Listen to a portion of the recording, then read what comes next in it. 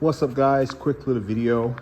So we've got our fenders here on the 58. I'm trying this process of hydrogen peroxide, vinegar, and salt to prematurely rust the surface. Some of the areas where we had to do a little bit of splicing, such as this area down here, which the entire corner has been replaced. So that's just coat number one. We're going to put on several different coats. And then once we get it to what we like, we're probably going to paint it. We'll have to get the color match for this Galway green or whatever it's called. I'm thinking I'm going to take a piece or a chunk off this fender here where it's really clean. I'll buff it out, and then I'll take it up to Sherwin-Williams and see if they can tell me what it is. I may be able to pull the paint coat too. I don't know. Well, I've not looked. That would be awesome if I could, because then I won't need to take a sample and they can just find it from there. But these fenders are pretty cool. Not as cool as the hood, which is covered up, so I can't show you guys that. But nonetheless, got that all done. Got the frame horns done, like I said in the previous video. We're going to be probably mocking up. Well, we got to get the bed done, so we're not going to do any mocking up anything. We're going to get working on the bed. I think I'm going to work on that a little bit tonight. I'm still out, obviously, in the shop. I think I'm going to, I got to correct the bed. The bed's all sloppy and whatnot right now. I think I'm going to go ahead and get the bed generally placed, I guess, if you will. And then kind of take a step back and look at it and see. I'm probably going to end up rolling it out of the shop too, because I need to power wash the side of the bed to get all that mud off of it and dirt and whatnot. But also just kind of take a step back and look. I still have not got in touch with the guy who supposedly has fenders for the front, because these fenders are shot. I'm going to try again all next week. My wife looked at his wife's messenger, and it doesn't appear that her messenger is on. So she's not received any of my follow-up correspondence, which is sad, because I'm just waiting around. So I have the guy's address, but I don't think I want to just show up out of the blue without coordinating a visit time and day that works best for him to come look at the fender. So I don't want to, be that guy, but I kind of do want to be that guy, but I don't want to be that guy, but I really do. Because I want to get the fenders, man. I need the fenders, right? And I need those fenders. That's what it comes down to. I need those fenders bad. Like a crackhead, I need those fenders. So let me turn this radio off before I get copyright strike or something here. Okay, that's off. So hopefully I can get that, and then we can go from there and see if I can get them purchased, whatnot. That's what I'm hoping for. That I need to see if I can figure out how to get in contact with that guy. I mean, that's imperative. So let's see here. I got a new tool today. Went to Harbor Freight. I tell you guys, don't knock Harbor Freight. Harbor Freight is good for when you have a project and you need something right then and there, and you don't have time to be dicking around trying to find another source for it. Harbor Freight's good for that, because even a Snap-on man is probably not going to drive clear across town to bring you a part or a tool or something. So I needed these guys here.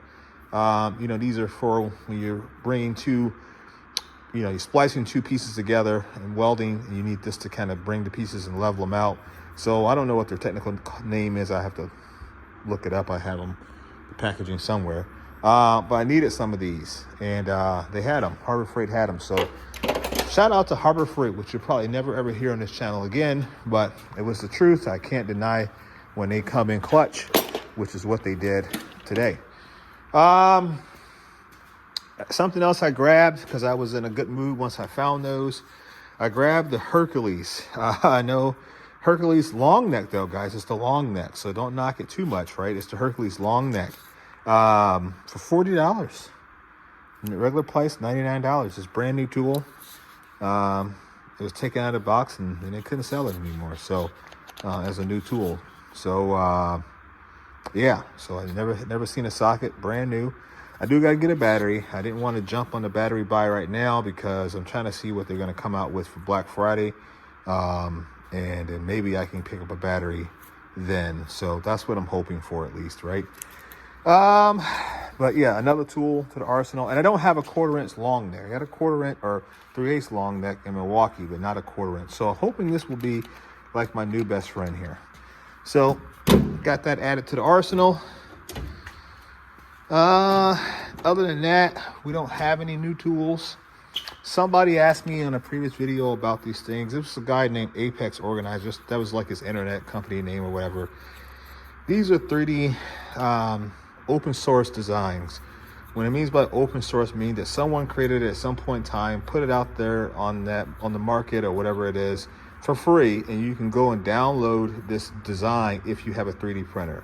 And so that's essentially what he did. Now, he may have modified these a little bit to, be a little bit different, but it's simply something that's on open source for 3D printing. So that's where I had gotten all of these. I worked with him to kind of help promote and get his name out there. So he made me purples, I got blues, I got reds, greens, I think I got yellows, I believe, yeah, yellow one over there.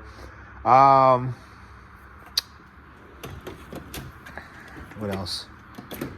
Yeah, same here, blacks, pinks. He had like a pink version of it as well. Yeah, so I don't think I have any 1/2 inch drive ones because I probably couldn't fit it in this drawer anyway. No, I don't. Yeah, so that's kind of what I'm thinking. I'm gonna go ahead and get some of this stuff wrapped up tonight. It's been a long night. Like I said, trying to get this thing done. But I'm gonna spend a little bit more time on the truck and then go from there. Like I said in a previous video, I'm considering welding these fenders to the truck. I don't know. They had a flange on the back, and one of the fenders I put a flange back, but the other one I did not. And I'm just not certain that I'm going to put a flange on there. I don't think I am.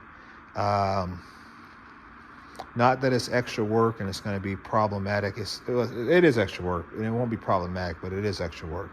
I just don't know that it's beneficial to do it. I think that if it was a period correct truck, I was restoring it to its original profile, then I would have just bought everything new and not worried about it, because these fenders were shot. But we're building a Patina Ratrod truck, and we don't care if it's got rust. And so I think for that reason alone, I think I'm going to just go ahead and just weld it or something like that to the frame, to the box. So I don't know. What else is there? I don't know. I think that's pretty much it. I'm going to work on my truck a little bit longer. It's like 6 o'clock here or something stupid, 7 o'clock. I don't know. I'm just out here in my shop and kind of enjoying it. Being a man, doing some man stuff. So that's pretty much all you can ask for. So, all right, guys, I'm going to call it on that one. I don't have anything else. And, yeah, I'll catch you guys on the next video. All right, peace.